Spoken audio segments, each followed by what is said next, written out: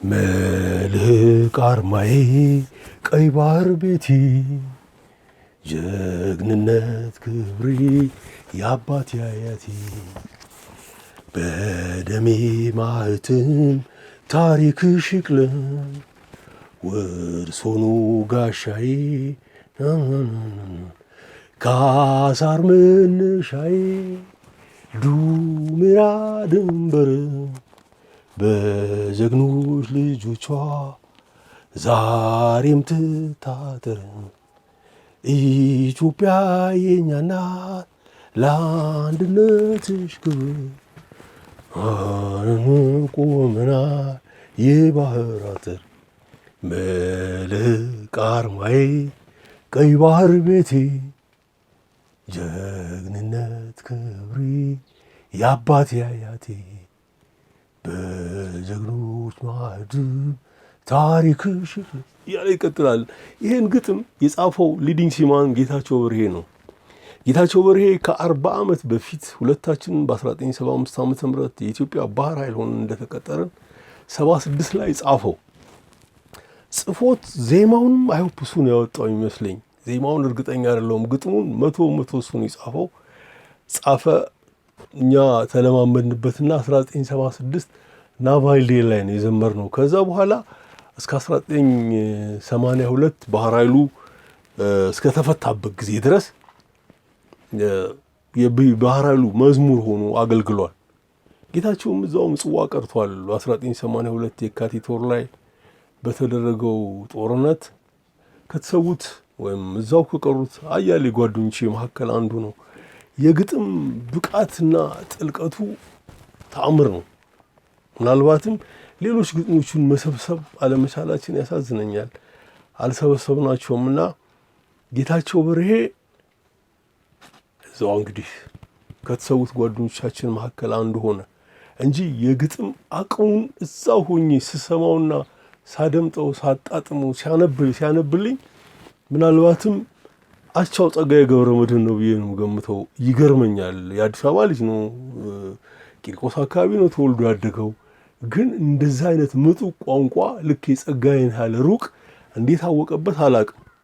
ጌታቸው ፎቶግራፈር ነበር። ህይወቱን በሙሉ የባህር ኃይል የፎቶግራፍ ክፍል ባልደረባ ሆኖ ነው የኖረው። ከዛም ቀደም ብዬ እንዳልኩት እዛው ተሰዋና ይህን መዝሙር ያስታወሰኝ የሰሞኑ ትልቅ አጀንዳ ነው። ኢትዮጵያ የባህር በር መተንፈሻ ያስፈልጋታል የሚል አነጋጋሪ አጀንዳ ተነሳ። እኔም በንቃት ነው ልሰማ የሞከርኩት። ኤር ላይ የተለቀቀውን መግለጫ ሰምቼዋለሁኝ። በቅጡ ነው እንዳስብበት ያደረገኝ። ምናልባትም አሁን ይህን ፕሮግራም እስከምሰራ ጊዜ ድረስ አልመጣልኝም ይህ ሀሳብ። ትዝ ይለኛል ትላንት የኢትዮጵያን ቴሌቪዥን የህሊና ውቅር ላይ የደስደስ ተስፋ ኢንተርቪው አድርጋኛለች። መልህቅንና ህይወት በባህር ውስጥን ማዕከል አድርጋ ነው። ባህሩን ታውቀዋለህ፣ ይህን ሀሳብ እንዴት ታየዋለህ ልትለኝ ነው። እና ትላንት ድረስ አልወሰንኩም ነበረ። ይታየኝ የነበረው አዲስ ሀሳብ መሆኑ ነው። ልንነጋገርበት፣ ልናነበው፣ ልንመረምረው ይገባል ነው ውስጥ የመጣ ነገር።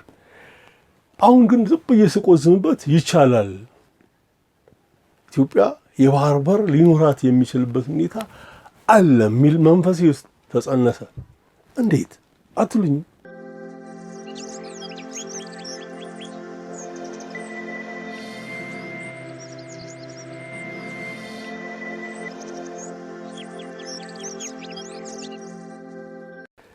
ሁለት ነገር ነው አገሬ እንድታከብር የምፈልገው። ይህ ሀሳብ ከባድም ጥልቅም ነው። በከፍተኛ ሁኔታ መቆዘም ይፈልጋል። በቅጡ ማሰብን ይፈልጋል። በቅጡ ማሰብና ማብላላት ከቻልን ግን እዛ ጋር እንደርሳለን ብዬ ገምታለኝ። ሲወጣ ገባ እያለን እንጨዋወት። ለእኔ ሁለት ነገር ለሰው ልጆች ያስፈልጉታል ብዬ ገምታለኝ። አንድ፣ እምነቱን አክብርለት። የሰው ልጅ በእምነቱ ተአምር ሲፈጥር ታያለህ። ሁለተኛ፣ ዓለም ጦርነት ላይ የጀርመን ጦር ሞስኮ ሊደርስ ምንም አልቀረውም።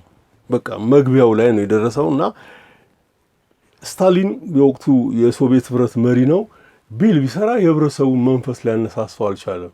የጀርመን ጦር ሰብሮ ሊገባ ነው። አስደንጋጭ ነው ለሩሲያውያን። ለሩሲያ መንግስቱን ያፈርሰዋል። ከዛ በኋላ የሚሆነውን እንግዲህ ከእግዚአብሔር በስተቀር የሚያውቀው የለም። ምን እናድርግ ብሎ በወቅቱ የነበሩትን ምሁራን ጠየቃቸው። ቀላሉን መንገድ አመላከቱት። ምናልባት ለሱ ተራና ቀላል ነገር ሊመስለው ይችላል፣ በቅጡ የማያምን ስለሆነ። የሚገርመው አጋጣሚ ዲያቆን ነበር። በኋላ ነው ወደ ኤቴይዝም ገብቶ ኮሙኒዝሙ ነው ከእግዚአብሔር ጋር ያፋታውና እንደዚህ አይነት እንትስ ያለ ሲነግሩት በቃ መሞከር አለብን አለ። የህዝቡን መንፈስ በማነሳሳት ጀርመንን መመለስ አለብን አለ። በትልቁ የእምዬ ማርያም ፎቶግራፍ ተሳለ። በትልቅ ሸራ ተሳለና ሞስኮን 3 ጊዜ ዞሩት። ተአምር ተፈጠረ። ህዝብ ሆ ብሎ ተነስቶ የጀርመንን ጦር መክቶ መለሰለት። ይሄ ለኔ ተአምር ነው። እምነቱን ስታከብር ህብረተሰቡ ምን ያደርጋል? ይሄ ጥሩ ማሳያ ነው። ሩሲያ የኦርቶዶክስ እምነት ተከታዮች፣ የሮማንያን ካቶሊክ፣ እስልምናና የአይሁድ እምነት ተከታዮች ያሉበት። በነገራችን ላይ እስራኤል ከመመስረቷ በፊት 2 ወንድማማቾች ናቸው ወደ ተስፋይቱ ምድር እንጓዛለን ብለው የተነሱት ከሩሲያ ነው። አይሁዶች ናቸው። 40 ወራት ነው ተጉዘው፣ አሁን የቆየ ንባብ ነው። 40 ወራት ነው እርግጠኛ ነኝ ተጉዘው ተስፋይቱ ምድር ደርሶ የመጀመሪያውን የአይሁድ ማህበረሰብ የመሰረቱት በዛ አጋጣሚ ነውና እምነቱን የህብረተሰቡን ካከበርክ አንተን እና አካባቢህን፣ ማህበረሰብህን፣ ስርዓትህን ከአደጋ ትከላከላለህ። ያዙልኝ ይሄንን።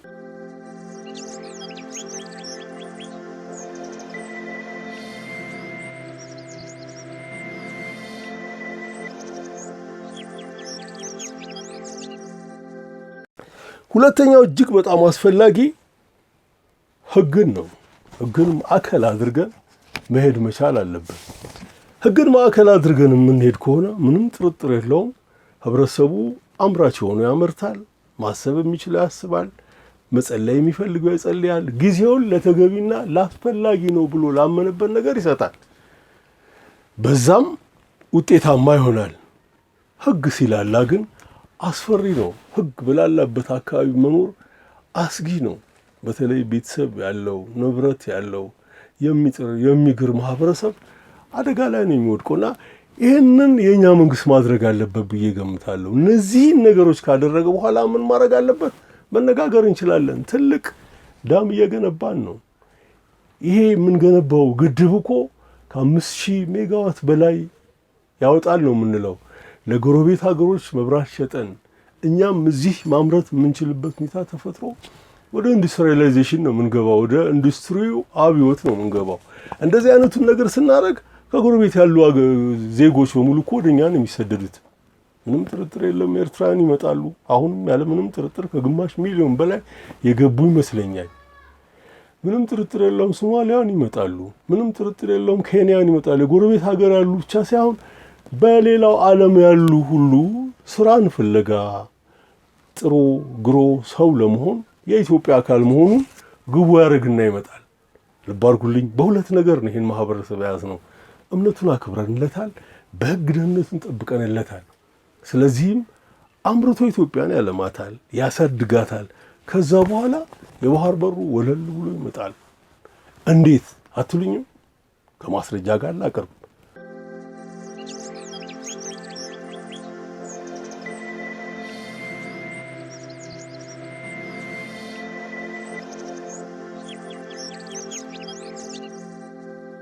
በ1983 ዓመተ ምህረት ግንቦት 16 ቀን ሻዕቢያ አስመራ ገባ። ግንቦት 20 ቀን ኢህአዴግ አዲስ አበባ ገባ። ሁለቱም ኢህአዴግ ኢትዮጵያን የመምራት ሻዕቢያ ደግሞ ኤርትራውን የመምራት እድል ደረሳቸውና ተግባብተው 7 ዓመት ሄደዋል። 7 ዓመት በሄዱበት ጊዜ ኤርትራ በከፍተኛ ሁኔታ በመልማትና በማደግ ላይ ነበረች። አንዳንድ የሚያስነቅፉ ነውር የተሞላባቸው የቢዝነስ አሰራሮች እንዳሉ አውቃለሁኝ። ያም ሆነ ግን በከፍተኛ ሁኔታ ልክ እንደ ህልም የያዙት ሲንጋፖር መሆን ነው። ወደ ሲንጋፖር የሚያስጠጋቸውን እምርታ ላይ ሲደርሱ የባድመ ጦርነት ፈነዳ።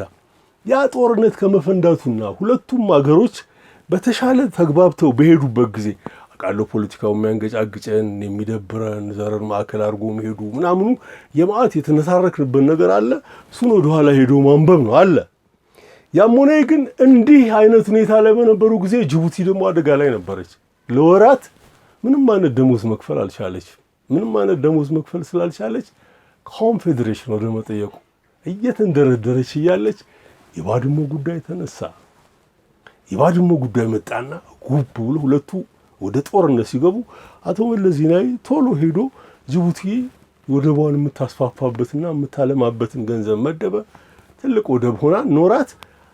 ይኸው ባለፉት 3 አስርት ዓመታት በሷ በኩል የምንተላለፈው ነው እንጂ ልክ ያ መግባባቱ ቀጥሎ ቢሆን ኖሮ ምናልባትም ህብረተሰቡ የሚወደው እምነቱንም ህጉንም አንዱ ሌላውን መዝረፍና መበዝበዝ ሳይሆን ተከባብሮ መሄድ ቢሆን ኖሮ ምንም ጥርጥር የለውም ቅድም ያልኩት እድገት ይመጣ ነበር ብዬ ገምታለሁ። ኤሌክትሪኩ ይገነባል፣ ሀብቱ ይመጣል። ሀብቱ ሲመጣ ደግሞ ወደንም ጠላን በድህነት እንዲሁ ታስሮ መኖር የሚፈልግ ሀገር የለም። ራሳቸው ጠያቂ ሆነው ወደሚፈለገው ምዕራፍ እንመጣ ነበር ብዬ አስባለሁ። ይህ አልሆነም። ይህ ባለመሆኑ እነሆ አሁንም አረንቋ ውስጥ ነው ያለነው።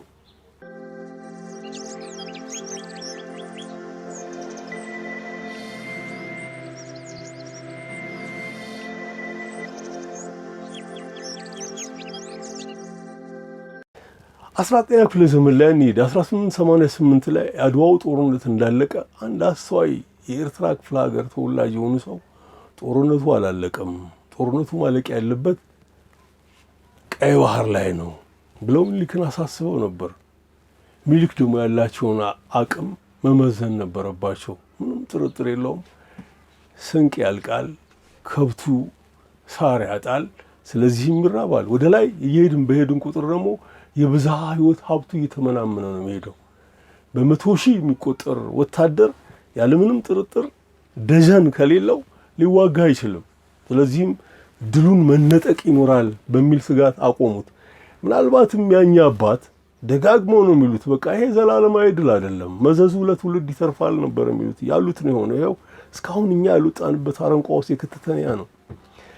ያንን ባሉት ሁኔታ ሆኖ ጣሊያንን መተው አስወጥተውት ቢሆን ኖሮ የወደብ ጥያቄ ታሪክ በሆነ ነበር። ያልሆነም። ሌላው ከዚህ ከወደብ ጋር በተያያዘ ልዑል ራስ ምሩ በግለ ታሪካቸውን ሲጽፉ ምን ይላሉ? በረሃ ነው ብለን ትተነው ይላሉ፣ ዙሪያችንን ከበቡን ይላሉ። እድሉ ነበራቸው ማለት ነው። አሁን በምስራቁ በኩል ምንም ጥርጥር የለውም በህንድ ውቅያኖስን ማግኘት የሚችሉበት ሁኔታ ነበረ፣ እድሉ ነበራቸው። አዎ ብዙ የሶማሌን አካል የያዘው ህንድ ውቅያኖስ ነው። ያንን የመያዝ እድል ነበራቸው። ምናልባትም በዛው ዘመን ደግሞ አንዳንድ ነገሮችን ወደኋላ እጅ ሳይ እድሉ በጣም ሰፊ ነበረ። አስታውሳለሁ አሁን ምናልባትም ከ120 ዓመት በፊት ጥቂት ፈረንሳዮች ናቸው መተው ጅቡቲ ላይ ተቀመጡት። አይደለም መትረየስ አይደለም ጠመንጃ፣ ምንም ጥርጥር በሌለ ሁኔታ በጎበዝ አለቃ ልታባራችሁ ትችላለህ። በወቅቱ ንቁ ሆኖ ጉዳዩን ስራዬ ብሎ የሰራው ስለሌለ ግን ይህ አሁን የምናነሳው ችግር ተፈጠረ። ናትናኤል ፒር ደግሞ በዚህ በቀይ ባህር በኩል ሲገባ ናትናኤል ፒር ከቴዎድሮስም ከአጼ ዮሐንስም በፊት በደጃች ወልደ ስላሴ ዘመን ኢትዮጵያ የገባ ሰው ነው። ይህ ሰው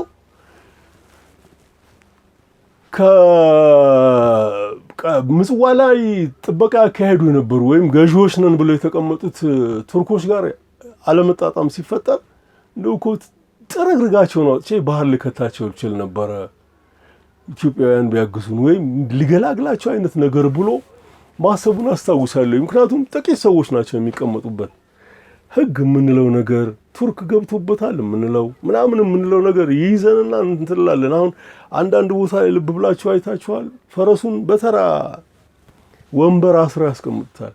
ፈረሱ ንቅንቅ አይልም። የሰው ዘርም ህግ ብለህ ስታስቀምጥበት ደንቃራ ይሆንበታል፣ ይተሳሰራልና እኔ ምንም ጥርጥር በሌለው ሁኔታ ሁለቱን ነገር ማህበረሰባችን የህዝባችን የእምነት ነጻነቱን እናክብርለት፣ በህግ እንከላከለው።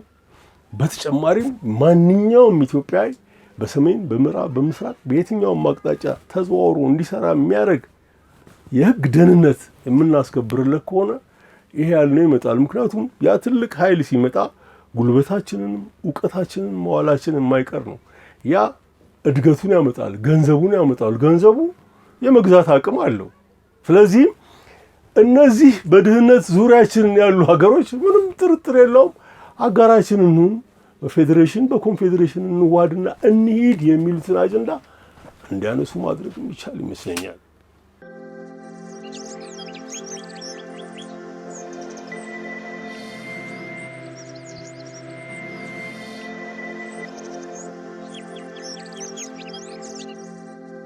በነገራችን ላይ ማርያምን ሳነሳ ከቅዱሳን በሙሉ በጣም የምወደው ማርያምን ነው። የማርያም ዕለት ትምህርት አልነበረንም። ቄስ ትምህርት ቤት እያለን 10 ሳንቲም እናዋጣለን። በ5 ሳንቲም የተሰበሰቡ 5 ሳንቲሞች ስኳር፣ ሻይ ቅጠል ይገዛበታል። የተሰበሰቡ 5 ሳንቲሞች ደግሞ አንድ ጆንያ ዳቦ ሳይሆን አይቀርም ይገዛል። ለሁላችን የሚታደልና ፓርቲ እናደርጋለን። ማርያምን እዚህ ጋር በጣም ወዳታለሁ። አንድ ፓርቲ አድርገን እየተዝናናን ነው። 2 ጎላንጆ የሆነ አታካች ትምህርት የለም። 3 የኔታ አፈወርቅ አይጋረፉ እና የሚገርመኝ ፍቅር ለቅድስት ድንግል ማርያም አለኝ። ድንግል ማርያም ባርጉልኝ እንዴት ሞስኮ እንደተከላከለች ስሬትን የተጻፈው ነገር ነው። ማንበብና መዳን ያባት እናድርገውና እኔ መጀመሪያ እዚህ ያለንን የቤት ስራ እናጠናቅ ነው ምለው። በተረፈ ሐሳቡ አዲስ ነው። ይሄን ሐሳብ በተመለከተ ዩቲዩብ ላይ በአፍራሽም በገንቢ መልኩ የተለያዩ ሰዎች የተለያየ ሐሳቦች ሰነዝሯቅ ያለው አሁን ዩቲዩበሮቹ በደንብ መጮህ ስላለበት የሚጮሁበት አግኝተዋል እየየ ነው። አስተዋዮቹ ደግሞ በፍጹም አስቤ በማላቀው መንገድ ላይ ያለን ነገር አጫውተውኛል። የማስታውሰው አንድ ሀገር ከአገሩ የብስ 12 ማይል ርቆ ደሴት ካለው ያ12 ማይል የሚለካው ከደሴቱ በኋላ ነው። አሁን ለምሳሌ ኤርትራ 1000 ማይል ወይም 1800 የባህር ክልል አላት። ያ1800 የባህር ክልል ከዳህላክ ሲሆን ይሰፋል። አሁን ከምጽዋ እስከ ዳህላክ ድረስ 40 ኪሎ ሜትር ገደማ የሚሆን የባህር ክልል አላት። ከዛ ደሴት በኋላ ነው 12 ማይል ይኬድና ከዛ በኋላ ያለው ኢንተርናሽናል ወተር ላይን ነው። ኢንተርናሽናል ዓለም አቀፍ ማለፊያ ማግደሚያ የውሃ መስክ ነው። ለካ አቅሙ ያላቸው ሀገሮች እዛ ድረስ ሄደው ያጠምዳሉ። አሳቸውን፣ ዶልፊኑን፣ ምኑን፣ አሳውን፣ ሻርኩንም ምኑም አጥምደው ወደ ሀገራቸው ይዘው ይሄዳሉ። በነገራችን ላይ ቀደም ብለው ንቁ የነበሩ ሀገሮች ስለሆኑ በምንም ተብሎ መተንፈሻ ይኖራቸዋል እንጂ የአውሮፓ የሆኑ አሁን በመሬት የተከበበ መሬት የተዘጋ ሀገር አላቅም። ሌላም የበለጸገ ሀገር አላቅም። አሁን በቅርብ ጊዜ ሲጠቅሱና ሲያሳዩ እንደማየው አፍሪካን እንበዛለን። እናም በዛ መልኩ ለካ ማስገርም ይቻላል። ሌላም እኮ ነገር አለ። ለምሳሌ ኢትዮጵያን ንግድ መርከብ አላት። እነዛ ንግድ መርከቦች የኢትዮጵያን የንግድ ዕቃዎች ነው የሚያመላልሱት። የሚጠቀሙት እኮ ቅድም ባልኳችሁ ዓለም አቀፍ የባህር ክልል ላይ ነው።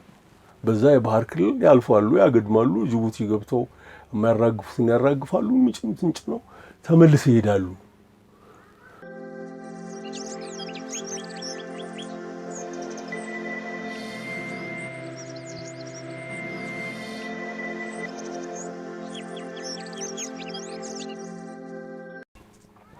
እንዲህ እያልን እንግዲህ ልንቆዝምበት የምንችል ከሆነ ምንም ጥርጥር በሌለ ሁኔታ በሂደት ልናመጣው እንችላለን ነው የሚታየኝ።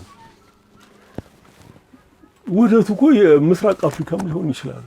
ፖለቲከኞቹም ሊስማሙበት ይችላሉ። ምክንያቱም ለብለህ ትልቅ የባህር ክልል ይዘህ በድህነት አረንቋ ዘላለም ከመኖር ራስህ ማህበረሰብ ላይ ህግና ደንብን በደንብ አስፍነህ መንቀሳቀስ ከቻልክ ሌሎቹ ያንተ አጋር የማይሆኑበት ምንም ምክንያት የለም። አሁን ባለንበት ሁኔታ ላይ ግን ይሄን ትልቅ አጀንዳ ስንፈጥር ሌላ ጩኸት፣ ሌላ ኡታ ቢሰማ የሚደንቅ አይደለም። ምክንያቱም ልናደርግ የምንችለውን ብናነሳ ነው ጥሩ የሚሆነው። ይህንን ትልቅ ግድብ ከሰራም በኋላ ዓለም አቀፍ ደረጃ እንዴት መጮያ እንደሆነ ልብ በሉ።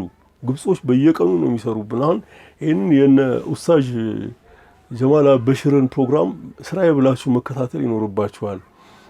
የት ጋር ደርሰዋል? ግድቡ ተሰርቶ ውጤታማ እንደሚሆን ከገባቸው በኋላና እርማቸውን ከወጡ በኋላ አሁን ደግሞ ከኢትዮጵያ ኤሌክትሪክ ኃይል የሚገዛ አገር በሙሉ የኛ ወዳጅ አይደለም ጠላት ነው ወደሚለው ይሄዱ ነው። ምንም ጥርጥር የለውም። በሂደት ራሳቸው ገዢዎች ነው የሚሆኑት። አማራጭ የላቸውም። አንድ በጣም ጠንካራ የመከላከያ ኃይል ያስፈልገናል። በዚህ በኩል ጥሩ የመከላከያ ኃይል እንዳለን ምስክር ነኝ። እኔ ስራዬ ብዬ አጥንቼዋለሁ። ምናልባትም መንግስት የሰራው መልካም ነገር ብዬ ከማስብለት አንደኛው የዳሙ ስራ እንዲቀጥል ማድረግ እጅግ በጣም እልል በቅምጥ ያሰኘኝ ነው። ያስፈልገናል። ሁሌም ማከም መኖር የለብንም። ትልቅ ሀብት መፍጠር አለብን። ትልቅ ሀብት እንፈጥር የማሰብ አቅማችን ይጨምራል፣ ከፍ ይላል፣ እድሜያችን ይረዝማል፣ እንሰራለን፣ እንፈጥራለን፣ ለዘር እንበቃለን። ያን የሚከላከል ጠንካራ የመከላከያ ያስፈልገናል። ቀደም ብዬ እንዳልኩት ወታደራዊ ጉዳይ ማውራው ከወታደር ጋር ብቻ ነው። ወታደር ካልሆነ ሲቪል ጋር ግን መረጃውን ሰጥቼ መውጣት ነው የኔ ግብ። አሁን ያለን የመከላከያ የት ድረስ አቅም አለው? በደንብ አጥርቼ ሰምቻለሁኝ፣ ጠይቄያለሁኝ። የሚያገባቸውን ጠይቄ በደንብ ራሳችንን መከላከል የምንችልበት ሁኔታ ላይ ነው ያለነው። ያ ደግሞ የመጨረሻው አማራጭ ነው። ትልቁ ስራ ዲፕሎማሲያዊ ነው። ትልቁ ስራ እርባና ያለው እንቅስቃሴ ላይ እንዳለን እንዲገባቸውና እንዲያውቁ ማድረግ ነው። ከዛ በኋላ አስብንበት እንደርሳለን ብዬ ነው የማስበው።